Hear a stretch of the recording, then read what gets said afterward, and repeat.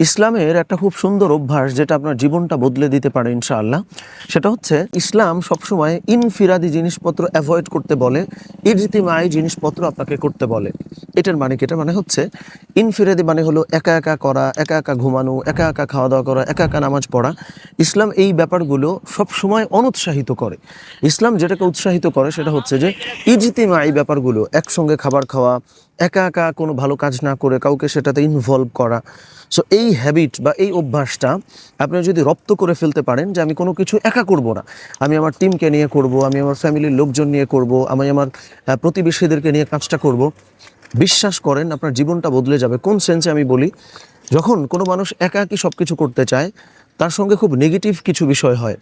এক নম্বর ব্যাপারটা হচ্ছে একাকী সব কিছু করার ফলে একটা পর্যায়ে সে খুব হোপলেস ফিল করে, তার মানে তার মধ্যে একাকিত্ব ঝেঁকে বসে, তার মন খারাপ হয় প্রচুর পরিমাণে, সে ডিপ্রেশনের মধ্যে পড়ে যায়।